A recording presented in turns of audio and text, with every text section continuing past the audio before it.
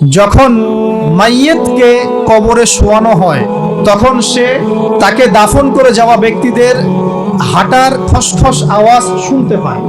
এরপরে তাকে যখন শুইয়ে দেওয়া হয়, সে যদি মুমিন ব্যক্তি হয় তাহলে তার মাথার দিকে তার সলাত এসে দাঁড়িয়ে যায়।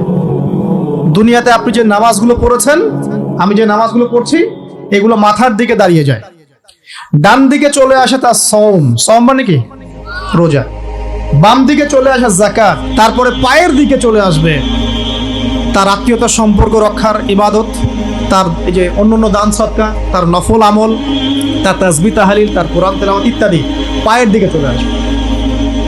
এখানে একটা হাদিস এসেছে, সূরাতুল মুলক যে ব্যক্তি রাতের বেলা তেলাওয়াত করবে, কোন সূরা ভাই? তাবারাকাল্লাযী বিয়াদিহিল মুলক ওয়া হুয়া আলা কুল্লি শাইইন কাদির। এই সূরা যে ব্যক্তি রাতের বেলা করে তেলাওয়াত করবে, ইনশাআল্লাহ সূরা মুলক কবরে তার সাথে থাকবে এবং কবর আযাব থেকে সূরা মুলক তাকে বাঁচাবে ইনশাআল্লাহ। আমি বুঝাচ্ছি যে কি অবস্থাটা হবে। এবার দুজন ফেরেশতা মাথার দিক থেকে আসবেন, আসতে চাইবেন, সালাত বলবে এখান দিয়ে আসা যাবে না, এদিক দিয়ে আসা যাবে না। ডান দিক দিয়ে আসতে চাইবেন, এদিক দিয়ে আসা যাবে না। বাম দিক দিয়ে আসতে চাইবেন, যাকাত বলবে এদিক দিয়ে আসা যাবে না। পায়ের দিক দিয়ে আসতে চাইবেন, আমলগুলো বলবে এদিক দিয়ে আসা যাবে না। তখন যাই হোক তারা আসবেন। এটা কথা কি? এটা কথাটা হচ্ছে যে সলাতের গুরুত্ব, মানে সে সলাত আদায় করেছে, সে আমার হক আদায় করেছে, আমি তার পক্ষে আছি, পক্ষে বোঝাচ্ছে। রোজা বলবে আমি ওর পক্ষে আছি, তাকে আপনি কোনো শাস্তি দিবেন না, আমি তার পক্ষে আছি। আপনারা দুজন তাকে শাস্তি দিবেন না, আমি যাকাত তার পক্ষে আছি, এটা পক্ষে থাকার কথা। তারপরেও তারা আসবেন, চোখগুলো হবে নীল এবং কালো বর্ণ, নীলাপ চোখের কালো। মুনকার নাকি উঠে বসিয়ে দেওয়া হবে। এবার তিনটা প্রশ্ন। প্রথমে প্রশ্ন হচ্ছে কি, মান রব, তোমার রবকে? তখন মুমিন বান্দা বুক ফুলিয়ে বলবে রব্বি আল্লাহ, আমার রবকে আল্লাহ। পৃথিবীতে যে ব্যক্তি আল্লাহর সাথে শিরিক করে নাই, আল্লাহ তাওহীদের উপর থেকেছে এবং তার উপরে মৃত্যুবরণ করেছে, ইনশাআল্লাহ সে ব্যক্তি এর উত্তর নির্দ্বিধায় দিতে পারবে ইনশাআল্লাহ। আর দুনিয়াতে যে বা যারাই আল্লাহর সাথে শিরিক করবে, আল্লাহর সাথে শিরকের পাপে লিপ্ত হবে, ওই অবস্থায় মারা যাবে, তাওহীদের উপর থাকবে না, কোশ্চিন কালেও মান রব্বুক উত্তর দিতে পারবে না। তারপরে প্রশ্ন হয়ে যাবে মা দীনুক, তোমার দিন কি ছিল? মুমিন বান্দা উত্তর দিবে কি, দিন ইয়াল ইসলাম, আমার দিন ছিল ইসলাম। এখানে শুনে রাখেন, পৃথিবীতে যারা ইসলামকে পরিপূর্ণরূপে পালন করবে তারাই এই উত্তর দিতে পারবে ইনশাআল্লাহ। যারা ইসলামকে ঠাট্টা বিদ্রুপের হাসি তামাশার পাত্র বানিয়েছে, মন চাইলে কিছু করি, মন চাইলে কিছু করি না, সহজগুলো একটু আমল করি, বাকি কিছুর আমল ধারি না, হ্যাঁ, নামাজ পড়ি, সুদ ছাড়তে পারি না, ঠিক আছে, বছর বছর উমরা করি, এদিকে ঘুষ দুর্নীতি ছাড়তে পারি না, ইসলামকে ঠাট্টা তামাশার পাত্র বানিয়েছে, এরা কোশ্চিন কেন উত্তর দিতে পারবে না মা দিন দিনে পরিপূর্ণরূপে ইসলামে প্রবেশ করতে বলেছেন আল্লাহ রাব্বুল আলামিন। যারা পরিপূর্ণরূপে ইসলামে প্রবেশ করবে এবং ইসলামের প্রতিটা মৌলিক বিধান মেনে চলবে, ইনশাআল্লাহ তারা এর উত্তর দিতে পারবে। এরপরে আসবে তৃতীয় প্রশ্ন। নবী সাল্লাল্লাহু আলাইহি ওয়াসাল্লামকে দেখানো হবে। যখন দেখানো হবে তখন সূর্য যখন ডুবে যায়, যে দৃশ্যটা আমরা দেখতে পারি না, ওই দৃশ্যটা ভেসে উঠবে এবং মুমিন বান্দা অস্থির হয়ে যাবে, বলবে আমাকে ছেড়ে দাও, আমি নামাজ পড়বো। সুবহানাল্লাহ। কারণ তার কাছে মনে হবে যে আসরের ওয়াক্ত হয়ে গেছে, আসরের ওয়াক্ত চলে যাচ্ছে, আমাকে নামাজ পড়তে হবে। চিন্তা করেছেন? ওই যে একটা হাদিস আছে না, যে 7 শ্রেণীর মানুষকে আল্লাহ রাব্বুল আলামিন আরশের ছায়া দিবেন, তার মধ্যে এক শ্রেণীর মানুষকে যার অন্তর মসজিদের সাথে ঝুলে থাকে, তার মন মসজিদের সাথে ঝুলেছিল, এই সূর্য ডুবে গেল বলে আমাকে ছেড়ে দাও, আমি নামাজ পড়তে যাব। তখন ফেরেশতারা বলবেন তোমাকে নামাজ পড়তে দেয়া হবে, তবে তার আগে তুমি এর উত্তর দাও। কি উত্তর? এই ব্যক্তির দিকে তাকাও। তখন নবী সাল্লাল্লাহু আলাইহি ওয়াসাল্লামকে দেখানো হবে, সাল্লাল্লাহু আলাইহি ওয়াসাল্লাম দরুদ পড়বেন। বলা হবে যে এই ব্যক্তির সম্পর্কে তোমার কি ধারণা? মান হাযা রাজুলু বুইসা ফীকুম, এই ব্যক্তি কে, যাকে তোমাদের কাছে পাঠানো হয়েছিল? মুমিন ব্যক্তি নির্দ্বিধায় বলে দিবে যে তিনি হচ্ছেন আমার নবী মুহাম্মদুর রাসূলুল্লাহ সাল্লাল্লাহু আলাইহি ওয়াসাল্লাম। দেখুন, পৃথিবীতে যে বা যারাই নবী সাল্লাল্লাহু আলাইহি ওয়াসাল্লামের সুন্নতের উপর আমল করবে, ইনশাআল্লাহ সে তার উত্তর দিতে পারবে। দুনিয়াতে যারা নবীর সুন্নতের 5 পয়সা পরোয়া করছে না, তার আদর্শের 5 পয়সা দাম দিচ্ছে না, তারা কোশ্চিনকালে উত্তর দিতে পারবে না। নাম হতে পারে আব্দুর রহমান, আব্দুর রহিম, নবীর সুন্নতের ধার ধারে না, তারা উত্তর দিতে পারবে না। তো নবীর সুন্নতের গুরুত্ব কত গভীর, এটা আমাদেরকে এখান থেকে বুঝতে হবে। তাই প্রিয় যুবক ভাইরা, মুসলিম ভাইরা, আমাদের জীবনটাকে নবীর আদর্শ এবং সুন্নতে ঢেলে সাজাতে হবে। সকাল থেকে সন্ধ্যা পর্যন্ত প্রতিটা কাজ করবো কার তরিকায়? রাসূলের তরিকা। নামাজ পড়বো তার তরিকায়, রোজা, সিয়াম, হজ, জাকাত, আমল, মুআমালাত, আখলাক সব কার তরিকায়? নবী সাল্লাল্লাহু আলাইহি ওয়াসাল্লামের তরিকা অনুযায়ী ইনশাআল্লাহ। আল্লাহ পাক তৌফিক এনায়েত করুন, আমিন। এবার ফেরেশতা দুজন জিজ্ঞাসা করবেন অবাক হয়ে, যে তুমি কিভাবে এটা জানলে? তুমি কিভাবে এই 3টা প্রশ্নের উত্তর দিতে পারলে? কারণ বেশিরভাগ মানুষ তো উত্তর দিতে পারবে না, বেশিরভাগ মানুষই এই উত্তর দিতে পারবে না।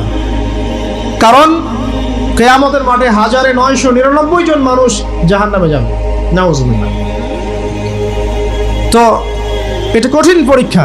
আল্লাহ রাসূল সাল্লাল্লাহু আলাইহি ওয়াসাল্লাম বলেছেন যে নিশ্চয়ই তোমাদেরকে এখানে পরীক্ষায় ফেলা হবে, আর তোমরা যদি এই পরীক্ষা জেনে তোমাদের মৃতদেরকে দাফন করা থেকে বিরত না থাকতে, তাহলে আমি তোমাদেরকে শুনিয়ে দিতাম কবরে কেমন পরীক্ষা হয়। মানে যদি আমরা শুনতে পারতাম যে কবরে কেমন পরীক্ষা হয়, আমরা ভয়ে আমাদের মৃতদেরকে দাফন পর্যন্ত করতাম না। এটা নবীজি বলছেন সাল্লাল্লাহু আলাইহি ওয়াসাল্লাম। তাকে জিজ্ঞাসা করা হবে যে তুমি কিভাবে জানলে এটা? বেশিরভাগ মানুষ তো পারে না উত্তর দিতে। তখন সেই ব্যক্তি বলে বসবে, সেই ব্যক্তি বলবে যে করাতু কিতাব আল্লাহ, আমি আল্লাহর কিতাব এই কোরআন পড়েছি। মুমিন বলবে আমি আল্লাহর কোরআন পড়েছি, ফাআমানতু বিহি, আমি এর উপর ঈমান এনেছিলাম, ওয়া সাদ্দাকতু, এবং সত্যায়ন করেছিলাম। সুবহানাল্লাহ। অতএব দুনিয়াতে যারা দ্বীনের জ্ঞান অর্জন করছে না, কোরআন পড়ছে না, হাদিস পড়ছে না, পড়াশোনার চেষ্টা করছে না, জানার চেষ্টা করছে না, কবরে পাওয়া ডিফিকাল্ট আছে। এটা একটা অন্যতম প্রশ্ন। আমরা কিন্তু মনে করি 3টা প্রশ্ন হচ্ছে, আসলে প্রশ্ন হচ্ছে কয়টা? 4টা। 3টার পরে আরো একটা এক্সট্রা। কিভাবে জানলে? তখন উত্তর দিচ্ছে আমি আল্লাহর কিতাব পড়েছি, ঈমান এনেছি, সত্যায়ন করেছি। সুবহানাল্লাহ। নবী সাল্লাল্লাহু আলাইহি ওয়াসাল্লাম হাদিসের পরের অংশে বলছেন যে যখন কাফের বান্দাকে উঠানো হবে, তখন ডানেও কিছু নাই, বামেও কিছু নাই, সামনে পিছনে কিচ্ছু নাই। মাথার দিক থেকে ফেরেশতারা চলে আসবেন, উঠিয়ে বসানো হবে, প্রশ্ন করা হবে কে তোমার রব? একটাই উত্তর, লা আদরি, আমি জানি না। নাউজুবিল্লাহ। কি তোমার দিন? লা আদরি, আমি জানি না। এই যে আল্লাহর তো খবর নাই, আল্লাহ পাকের বিধান মেনে চলার কোনো খবরই নাই, পরোয়াই নাই।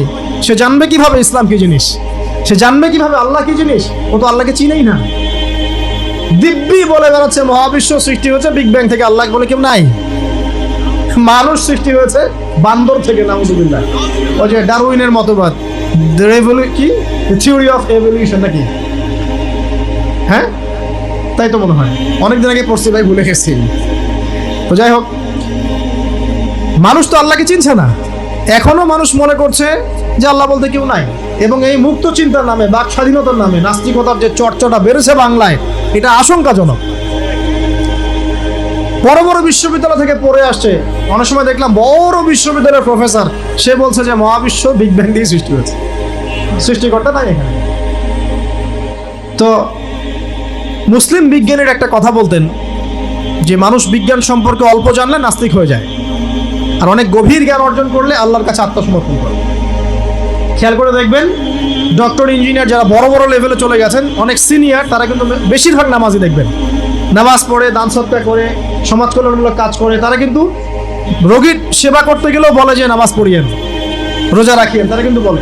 অনেক ডক্টর আমি দেখেছি এমন, যারা যত বেশি গবেষণা করে তারা তত বেশি আস্তিক হয়ে যায়, আর টুটাফাটা গবেষণা করলে নাস্তিক হয়ে যাবে।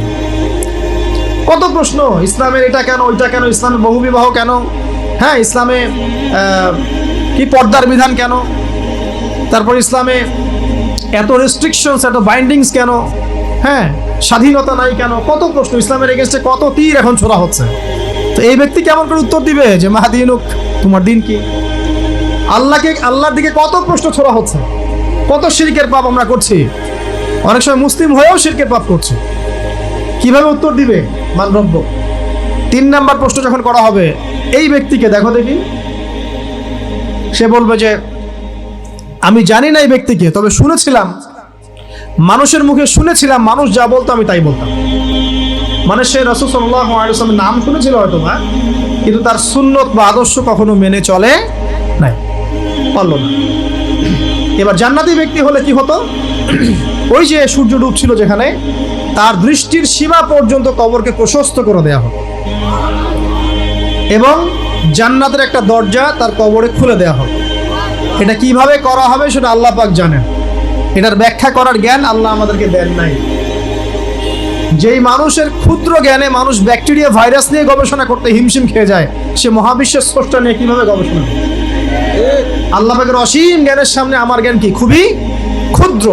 একটা হাদিসে এসেছে বুখারী শরীফের মধ্যে, যে একটা মহাসমুদ্রের মধ্যে যদি একটা পাখি এক ফোঁটা পানি উঠিয়ে নিয়ে যায়, ওই এক ফোঁটা পানি হচ্ছে মহাবিশ্বের জ্ঞান, আর বাকি পুরো মহাসাগর হচ্ছে আল্লাহ পাকের জ্ঞান। তো আমরা এই ক্ষুদ্র জ্ঞানের মানুষ হয়ে আল্লাহর জ্ঞানকে কেমন করে পেনিট্রেট করতে পারি? তো আল্লাহ পাক জান্নাতের দরজাগুলো খুলে দিবেন, একটা দরজা খুলে দিবেন, সেখান থেকে বাতাস আসবে, জান্নাতের নাজ নেয়ামত উপভোগ করতে থাকবে এবং তার রূহটাকে সবুজ রঙের পাখির আকৃতিতে জান্নাতে রেখে দেওয়া হবে। ইল্লিন মানে ওখানে জান্নাতের নিয়ামত সে পাবে। এটাকে বলা হয় দারুল বারজাখ, বারজাখের জীবন। জীবন অনেকগুলো, একটা ছিল রুহের জগৎ। রুহের জগতে আমরা সবাই ছিলাম। শোনেন, রুহের জগতে যার সাথে যার বন্ধুত্ব ভালোবাসা গভীর ছিল, দুনিয়াতে তার সাথে তার ভালোবাসা বেশি। এটা হয়তো জানেন না, জানতেন হাদিসটা? রুহের জগতে যদি কখনো আপনার সাথে আমার দেখা হয়ে থাকে, দুনিয়াতে আপনার সাথে আমার দেখা হবে ইনশাআল্লাহ। রুহের জগতে যদি আপনার আমার মধ্যে ঘনিষ্ঠ ভালোবাসা থেকে থাকে, এখানেও ভালোবাসা হয়ে যাবে ইনশাআল্লাহ। এটা বলে আমি আবার তোমাদের বয়ফ্রেন্ড গার্লফ্রেন্ড ভালোবাসা বুঝাই না, ওই ভালোবাসার কথা বলি না। আবার রুহের জগতে বিদ্বেষ, এখানেও দেখবেন বিদ্বেষ। ওটা একটা জগৎ ছিল যেখানে আল্লাহ পাক সমস্ত আদম সন্তানকে সৃষ্টি করে তাদের রুহটাকে রেখেছিলেন এবং ওয়াদা নিয়েছেন। কি ওয়াদা? আল্লাহ পাক বলেছিলেন আলাস্তু বিরাব্বিকুম, সূরা আরাফের 182 নম্বর আয়াত পড়ে দেখবেন, 182 নম্বর আয়াত।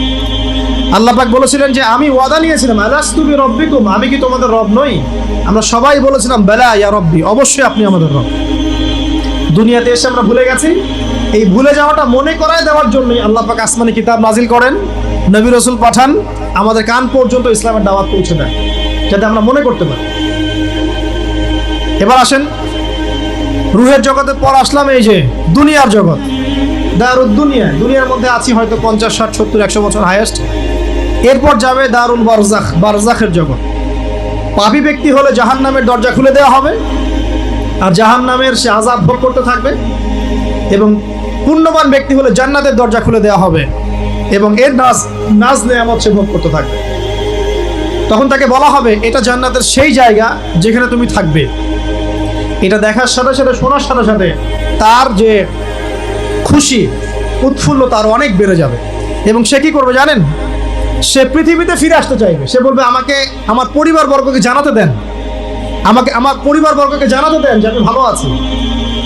তখন ফেরেশতারা তাকে বলবেন যে এটা সম্ভব না, তোমার এবং তাদের মাঝে দারুল বারজাখ আছে, তুমি এটা ভেদ করে যেতে পারবে না। তখন তার আত্মাটাকে ইল্লিনে দেওয়া হবে, একটা সবুজ পাখির আকৃতিতে জান্নাতে ঘুরে বেড়াবে ইনশাআল্লাহ। আর যদি জাহান্নামী হয় তাহলে যে বললাম দরজা খুলে যাবে, জাহান্নামের মর্মান্তিক আযাব তার দিকে আসতে থাকবে। কবর সংকুচিত হয়ে আসবে এমনভাবে যাতে তার বাম পাজর ডান পাজরের ভিতরে এইভাবে ঢুকে যাবে। নাউযুবিল্লাহ। এবং এই আযাব চলতে থাকবে ইলা ইয়াউমি ইউবআসুন, পুনরুত্থানের দিন পর্যন্ত। এখন এই যে হাদিসটা আপনারা শুনলেন, এই হাদিসটা ব্যক্তিকেন্দ্রিক নয় কি? এখানে তিনটা বিষয় আপনাকে ফোকাস করতে হবে আমাদেরকে। এক, তাওহীদ, আল্লাহ পাকের তাওহীদ। দুই, রিসালাত, রাসূলুল্লাহ সাল্লাল্লাহু আলাইহি ওয়াসাল্লামের রিসালাত। এবং আখিরাত, পরকাল। এই তিনটা বিষয় খুব স্বল্প কথায় বলছি। দেখুন, তাওহীদ কি? আল্লাহ পাকের একত্ববাদ। এক আল্লাহকে আপনি সৃষ্টিকর্তা মানবেন, রিজিক দাতা মানবেন, পালনকর্তা মানবেন, সন্তান দাতা, ভালো মন্দের মালিক, সমস্ত কিছুর মালিক কে? আল্লাহ। আল্লাহ আল্লাহ আমাকে বাঁচিয়ে রেখেছেন, আল্লাহ আমাকে মৃত্যু দিবেন, আল্লাহ আমাকে রিজিক দেন, আল্লাহ আমাকে সন্তান দিবেন, আল্লাহ আমার ভালোর মালিক, আল্লাহ মন্দের মালিক, আল্লাহ সমস্ত কিছুর মালিক। এই কনসেপ্ট পরিষ্কার থাকবে, লা ইলাহা ইল্লাল্লাহ পরিষ্কার থাকবে। সমস্ত বিষয় কার পক্ষ থেকে? আল্লাহর পক্ষ থেকে। এই তাওহীদ, শর্ট সংক্ষিপ্ত কথায় বললাম তাওহীদ। এর মধ্যে তিনটা ক্লাসিফিকেশন আছে: রুবুবিয়্যাত, উলুহিয়্যাত, আসমা ও সিফাত। এটা আপনারা কিতাবুত তাওহীদ বই থেকে পড়ে নিয়েন। সংক্ষেপে বলে দেই, রুবুবিয়্যাত আল্লাহ পাকের সমস্ত বিষয়গুলো তার দিকে সম্বন্ধ করা, সৃষ্টিকর্তা, পালনকর্তা, রিজিক দাতা সবকে আল্লাহ। উলুহিয়াত কি? দুনিয়াতে এসেছি আল্লাহ পাকেরই দাসত্ব করতে হবে, অন্য কারো দাসত্ব চলবে না, তাওহীদ উলুহিয়াত। আসমা ও সিফাত কি? আসমা সিফাত মানে হচ্ছে আল্লাহ পাকের নাম গুণাবলীগুলো আছে, আল্লাহ পাক রহমান, আল্লাহ পাক রহিম, আল্লাহ পাক রাজ্জাক, হ্যাঁ, আল্লাহ পাক গফুর, আল্লাহ পাক শদীদুল ইকাব, সমস্ত গুণাবলী কার? আল্লাহ। এই হলো আসমা ও সিফাত।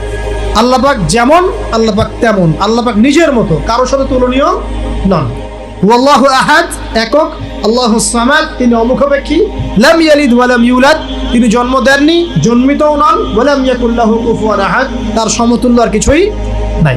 আল্লাহ থেকে সবকিছু হয়, এটাই হলো তাওহীদ। এখন এর অপোজিশন কি? শিরক। তাওহীদের বিরুদ্ধে গেলে কি হয়ে যাবে? শিরক। কেউ যদি মনে করে যে আল্লাহ ছাড়া কেউ আমাকে জীবন দিতে পারে, আল্লাহ ছাড়া কেউ আমাকে মারতে পারে, আল্লাহ ছাড়া কেউ আমাকে রিজিক দিতে পারে, অথবা আল্লাহ ছাড়া কেউ সন্তান দিতে পারে, আল্লাহ ছাড়া অন্য কারো কাছে কেউ যদি দোয়া করে, আল্লাহ ছাড়া অন্য কারো জন্য নজর মানত করে, আল্লাহ ছাড়া অন্য কারো নামে কসম খায়, আল্লাহর হালালকে হারাম করে দেয়, আল্লাহর হারামকে হালাল করে নেয়, ঠিক আছে? আল্লাহ থেকে শুভ অশুভ আসে না, শুভ আল্লাহর পক্ষ থেকে আসে, অশুভ শয়তানের পক্ষ থেকে আসে, এমনও যদি কেউ মনে করে, শুভ অশুভ দুটোই আল্লাহর পক্ষ থেকে আসে, কিন্তু কেউ যদি মনে করে না শুভগুলো আল্লাহর পক্ষ থেকে, অশুভগুলো শয়তানের পক্ষ থেকে, এমনও যদি মনে করে, শিরক হয়ে যাবে। মুসলিমরা চলাফেরায় শিরক করছে। এখন মুসলিমরা আল্লাহ ছাড়া অন্য কারো কাছে চাচ্ছে, মুসলিমরা অনেকে কবরে সিজদা করছে, মুসলিমরা অনেকেই মৃত মানুষের কাছে দোয়া করছে, হাতে বালা পরে আছেন, খোলেন না। কেন খোলেন না? ভয়ে যদি আপনার ক্ষতি হয়, শিরক। মুসলিমরা দেখবেন আগুনের সামনে মাথা নত করছে, মুসলিমরা এখন মেডিটেশন করে, ধ্যান করে, মুসলিমরা জিনকে তাবে করতেছে, অনেক সময় দেখা যায় মুসলিমরা জাদু করতেছে, জাদুবিদ্যা, কুফরি কালাম করছে না? করছে। সবই শিরক, সবই শিরক। মুসলিমরা দেখবেন আল্লাহর হালাল যেগুলো আছে এগুলোকে হারাম করে ফেলছে, আবার অনেক সময় আল্লাহর হারামগুলোকে হালাল করে নিচ্ছে। সুদ কি ভাই? এখানে ফরজ, হালাল করে নেওয়া হয়েছে। মদ কি? তোমাদের কাছে তো ওয়াজিব, না খাইলে ঘুম হয় না। তো এই যে আল্লাহ হারামগুলোকে কি করছি আমরা? হালাল করে ফেলি, এটাও শিরক, কুফরি একটা। তো এক কথায় তাওহীদের উপর যারা থাকবে, মান রব্বুক উত্তর দিতে পারবে ইনশাআল্লাহ। যারা শিরক করে ফেলবে ওই অবস্থায় মারা যাবে, মান রব্বুক উত্তর দিতে পারবে না। আমার কথা কি বোঝা যাচ্ছে? আমি সহজ করার চেষ্টা করছি, কিন্তু হয়তো পারছি না, এটা আমার ব্যর্থতা। এক কথায় যদি আমরা কবরের প্রথম প্রশ্নের উত্তর দিতে চাই, তাহলে আমাদেরকে অবশ্যই তাওহীদের উপর থাকতে হবে, শিরকে যাওয়া যাবে না। প্রিয় ভাইরা, শিরকের পাপ থেকে আজকে তওবা করে ফেলবেন। আল্লাহ জেনে না জেনে জীবনে যত শিরক করেছে আল্লাহ মাফ করে দেন, আমিন। এবং আগামী দিনগুলোতে শিরকের পাপে লিপ্ত হয় না। প্রিয় ভাইরা, যদি আপনার আমল নামায় আসমান জমিন সমানও পাপ থাকে, শিরকের পাপটুকু না থাকে, আল্লাহ পাক আপনার পুরো পাপ মাফ করতে পারবেন ইনশাআল্লাহ। আল্লাহ পাক বলেছেন, মেরাজের রাতে নবী সাল্লাল্লাহু আলাইহি ওয়াসাল্লামকে আরশে আজিমের কাছে উঠিয়ে নিয়ে আল্লাহ পাক 3টা ওহী করেছেন। কয়টা ওহী? একটা ছিল 5 ওয়াক্ত নামাজ, ঠিক আছে? 2টা হচ্ছে, 2 নাম্বার হচ্ছে সূরা বাকারার শেষের 3টা আয়াত, 3 নাম্বার একটা ওয়াদা, একটা প্রতিশ্রুতি। সেটা কি? হে মুহাম্মদ সাল্লাল্লাহু আলাইহি ওয়াসাল্লাম, তোমার উম্মতের মধ্যে কেউ যদি আসমান জমিন সমান পাপ নিয়ে আমার সামনে হাজির হয়, কিন্তু আমার সাথে কাউকে শরিক না করে, শিরক না করে, তাহলে আমি আল্লাহ তার সামনে আসমান জমিন সমান ক্ষমা নিয়ে হাজির হব, মানে মাফ করে দেওয়া হবে ইনশাআল্লাহ। অতএব শিরকের পাপে যায় না, ইনশাআল্লাহ জান্নাতে যাওয়া যাবে। যে ব্যক্তি মন থেকে একবার লা ইলাহা ইল্লাল্লাহ পড়েছে, সমস্ত বিষয় আল্লাহর দিকে সুপর্দ করে, তার অন্যান্য অনেক পাপ থাকতে পারে, আল্লাহ পাক চাইলে সব পাপ মাফ করতে পারেন। অতএব মান রব্বুক উত্তর দিতে চাইলে শিরকের পাপে যাওয়া যাবে? যাবে না। আধুনিক শিরকের মধ্যে সবচেয়ে ভয়ঙ্করটা হচ্ছে এটা, যে আমরা আল্লাহর হালালকে হারাম করে নিচ্ছি। দ্বীনি ইলম অর্জন আল্লাহর জন্য, প্রতিটা কাজের করার আগে নিয়াত ফিক্স করবেন, কেন করব? পরকালীন স্বার্থ থাকলে করব, না হলে করব। কেন তুমি টিকটকে যাবা না? কারণ পরকালীন কোনো স্বার্থ নাই। কেন তুমি ফ্রি মিক্সিং অ্যাফেয়ার্সে যাবা না? কারণ পরকালীন কোনো স্বার্থ নাই। কেন মদ খাবা না? পরকালীন কোনো স্বার্থ নাই। কেন মিউজিকে যাচ্ছ না? কারণ পরকালীন কোনো স্বার্থ নাই। কেন তুমি এই যে সুদ খাবা না? কারণ পরকালীন কোনো স্বার্থ নাই। যে কাজে পরকালীন কোনো স্বার্থ নাই সে কাজে কোনো মুমিন মুসলিম নাই।